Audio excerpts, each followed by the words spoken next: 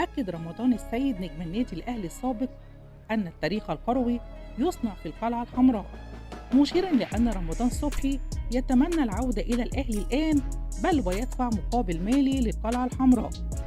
وقال في تصريحات: رمضان صبحي يتمنى العودة للأهلي، بل ويدفع فلوس للنادي أيضا. الفريق الأحمر حصد أكثر من 12 بطولة منذ رحيله.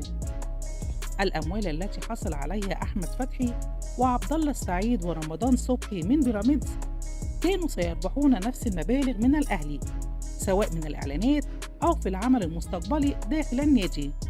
رمضان يتواجد منذ موسمين مع بيراميدز، لم ألاحظ تقديمه أداء جيد إلا من 3 مباريات فقط، بعدما ابتعد لفترة طويلة للغاية منذ أفريقيا مع شوقي غريب. وقال رمضان السيد: برونو سافيو لن يكمل مسيرته مع الأهلي، وليس هو الجناح البرازيلي الذي يصنع الفارق. اختياره كان خاطئا من الأساس، لم يثبت وجوده، والمدير الفني غير مقتنع، واستبعاده يؤكد ذلك. بيرسي تاو كثير الإصابات، لكن لاعب جيد، والمدرب كولر لديه ثقة في قدراته أكثر من سافيو. بينما شادي حسين لم يضع قدميه حتى الآن في التشكيل الأساسي لفريق الأهلي، لم يقدم الأداء المنتظر، كان في صفوف سيراميكا يقدم أداء أفضل بمراحل.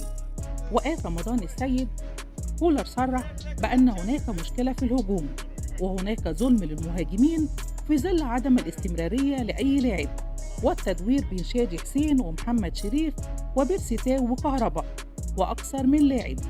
أي لاعب يحتاج للمشاركة، كما أن شادي حسين يلعب في نادي جماهيري وتحت ضغوط، وأتمنى أن يستوعب خروجه من القائمة ويعود لمستواه سريعا.